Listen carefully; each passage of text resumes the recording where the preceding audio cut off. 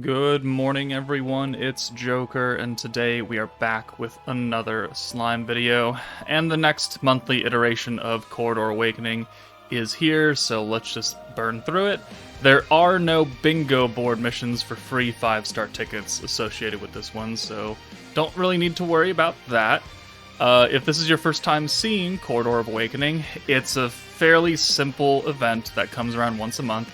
It gives you these fancy purple crystals right here, alongside the missions that you have for the final stage. And you use these purple crystals in the Corridor of Awakening shop, and it allows you to buy the extra dupes for essentially the old free-to-play 4-star characters before EX metas were a thing, because then they started giving 4-star protectors away.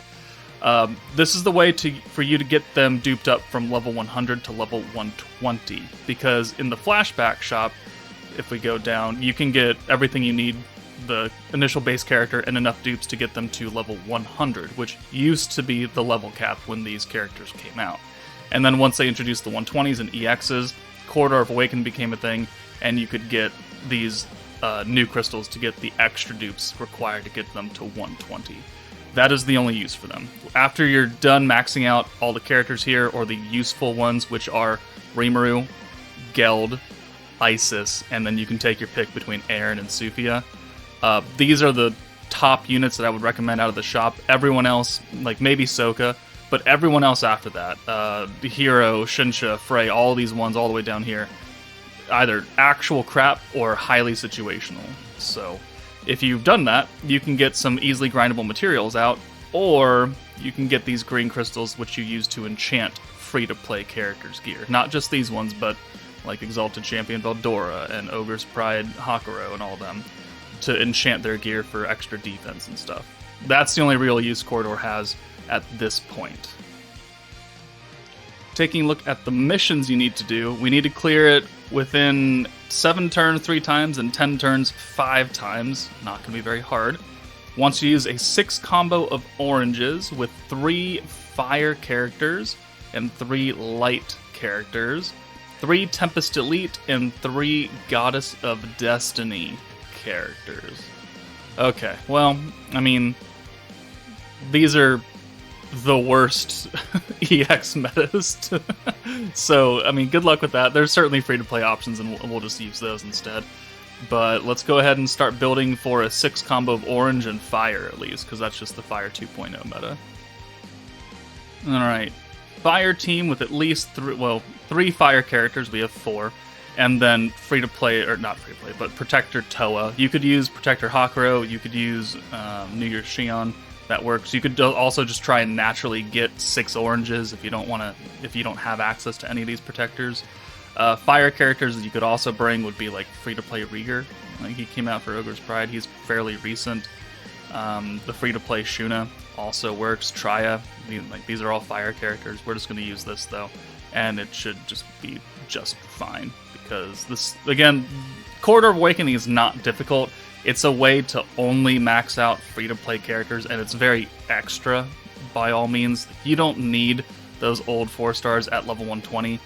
They get a little bit of extra stats, but it doesn't really make too much of a difference, because most free-to-play characters are just there to support, orb change, alt swap, something. They're not on the front line as damage dealers by any means. So let's just use Benimaru's Convert. That'll give us 5 greens. And then we'll bring in you for... We'll bring in Benimaru. Alright, 1, 2, 3, 4, 5. That should, with the traits, get us a protection gauge for Toa. That'll give us a 6 oranges, and we've already taken off a third of his HP. Okay. And buff, buff, buff. Boom. Boom. More burn. We can put more burn on when we use Toa. We get the 40 skill points. And there's the full hand of oranges, and 1 more stack of burn just for funsies. Give all the orbs to Violet, so it's only her. And if we didn't kill, the burn would. And, oh, bye-bye. Okay, so 2 turns. Excellent. So there's part of the, within certain amount of turns clear, there's 3 fire characters and a full hand of orange mission done. Let's go ahead now and build a Goddess of Destiny team-ish, kind of. Alright, We're bringing a full light team. We're going to use the free-to-play Protector Aaron, who came out for the Goddess of Destiny meta, in case you don't have the actual Murin that was the real Protector. Free-to-play Shinsha, Bride Shuna, Bride Xion, all on Goddess of Destiny. So there's our 3 characters. We also have 1, 2, 3, 4 green orb changers, which is what we need to do the follow-up light orbs. Yom is here because he's a blue orb changer and he's light, so it satisfies some conditions that we need for this team. Bride Shuna will be able to orb steal for us. Probably should have put her in the back for what we actually want to do with her, but it is what it is. Maybe we can get lucky and just get a natural hand of greens here or something. And, well, I mean, we're not that far off. We do need some extra points, though, so let's just go ahead and send these Shinsha orbs and put Shuna in the back. Actually, you know what? Let's send some of these oranges instead, because then hopefully we just get... Perfect. Perfect. Okay. So that's not enough to get Aaron, unfortunately, but we can just orb change with Yom. There's a full hand of greens. We're still going to leave them in the back. We don't need a full hand of greens for anything. It just gives us points, and it will allow us to hopefully orb change next turn so we can actually get the follow-up orbs from Aaron, which should probably be the end of this. So, well, see, we say that.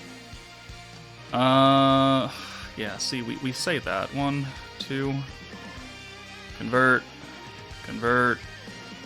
and then Xion can come in for Yom, I guess, and we can convert one of those 2. Okay, maybe not the greatest thing, but we are going to get at least 5 follow-up orbs with Aaron. So 1, 2, 3, 4, 5. That still does not get us a Protector. That's quite unfortunate. Alright, thank you. 3, 4, and 5. And then the follow-ups kick in. 1, 2, 3, 4, 5. Defense for him doesn't really help that, but I think we're going to kill him. We have 2 ults here. Let's give ourselves the tiny little bit of light buff, and then we'll just hit him. And this should be it. Shinsha, good job, 10,000.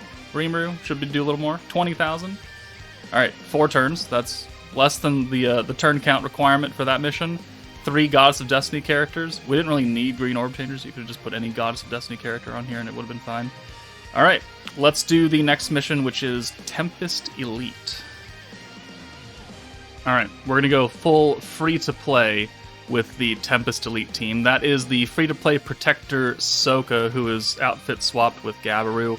Warrior's Mind Xion, Wind Geld, Tempest Elite Gobta, Old Fire Shuna, and then the Prosper Rieger. Right, no, yeah, Prosper Rieger.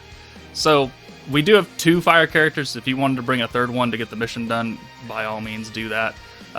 Sokka also does the follow-up orbs. This time they're fire, but it's also any color orb, not just greens or blues or oranges. So we've built a blue team because her other part of her skill gives a buff to blue orbs, so we're going to build around that. And even though it's a full free-to-play team, it's not really going to struggle. I didn't even gear these characters, to be perfectly honest with you.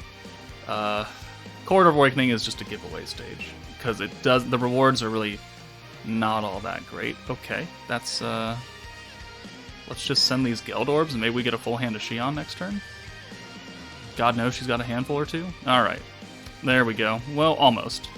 We almost got a full handful of it. But, you know what? I don't think anyone's going to argue with 5 orbs. Okay. At least we get a Protector next turn. We have some points built up. And we don't have a lot of blues. Fancy that. Not that it really matters. We just need orbs for... Okay, so... I don't have a special converter. That is an unfortunate thing. Should have brought, like, Light Sokka or something. I mean, we do have enough points to do everything anyways. So 1, 2. Boom. Boom. And then the greens. We need another green. Shuna come in here for Geld. And then we'll take her out for Rieger, because he is single target. And so is Gobta. Not that I don't think we're not going to get their ults, but hey, whatever. And let's see. Blue skill point increase, and then the follow-up orbs on any color. And 1, 2, 3. Oh, okay. 1, 2, 3, 4, 5, 6. And 2. Okay, more counters. Love to see it. Gopta's doing more damage. That's good to know. Don't send Rieger last next time. 1, 2, 3, 4, 5, 6. And okay. I think we're good here. Alright, ooh, cheeky counter. Love to see it.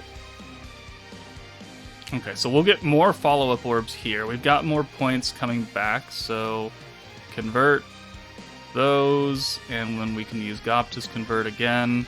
That's 5 orbs. We'll do the follow-ups one more time. And this should be it, because he no longer has the defense buff. And yeah, that's going to be all the missions except for clearing it multiple times, and you can just do that on your own. But there are all of the primary team building missions done with relatively free-to-play friendly teams. Obviously, if you have Tempest Elite, if you have Gods of Destiny, it's going to clear it a whole lot faster. But there we go. Monthly Court of Awakening video in the bag. That's it for me, guys. Take it easy, and I'll see you all later.